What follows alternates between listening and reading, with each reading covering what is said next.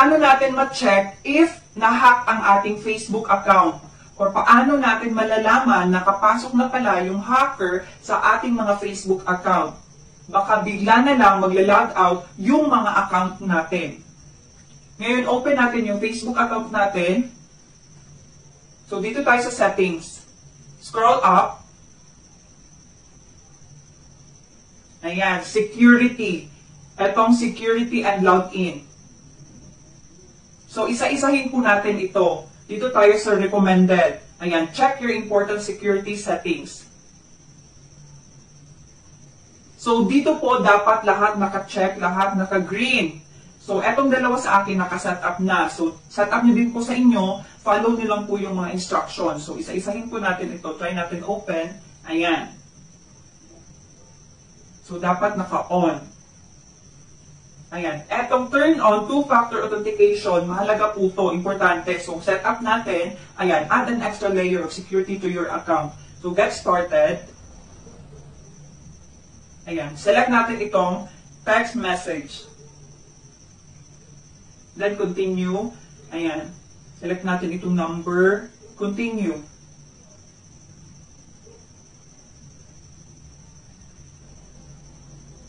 Ayan, so may code na tayo. Enter natin yung 6-digit code. Continue.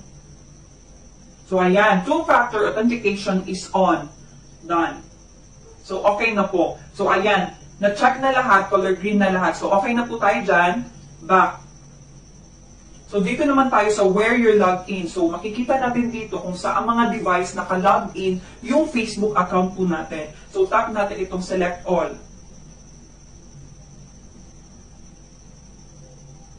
Ayan. So kung makikita natin, may month, date, and time kung kailan naka-log in sa mga devices na yan yung Facebook account po natin. So pwede natin ma-log out yan isa-isa. Dito sa gilid yung tatlong dot. Ayan. So, log out. Pwede din natin siya ma-log out sa lahat ng mga devices. Dito sa pinakababa, itong log out of all sessions. Ayan. Yan. So, okay na po yan. So, back natin, check natin kung na-log out na ba talaga sa lahat ng mga devices. Ayan. So, check po natin ulit. Tap natin itong see all.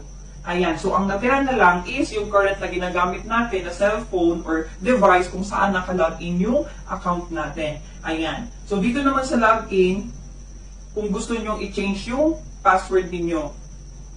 Ayan. So back tayo, dito tayo sa two-factor authentication. So ito yung sinet up natin kanina. Ayan. So okay na po yan. Two-factor authentication is on. So, set up nyo din po yung sa inyo. Ayan, scroll up. Dito naman po tayo sa setting up extra security. Get alerts about unrecognized logins. So, tap natin. Dapat naka-turn on ang notification, then enter your email address. Yan, enter natin yung email address natin. Then, continue. Ayan. So, back tayo sa taas. Dito naman tayo sa account. Etong personal information. Dito sa contact info. Dapat nakalagay po yung phone number natin at email address natin dito. So, dito po, nire-remove ng hacker yung email natin. Pinapalitan po nila ng email nila. So, kung may nakita tayong email dyan na hindi sa atin, palitan po natin. So, i-confirm po natin yung email natin. Sa ganitong paraan, kung naset up po natin ng maayos yung settings natin, safe and protected po yung Facebook account natin. Hindi tayo mahahack.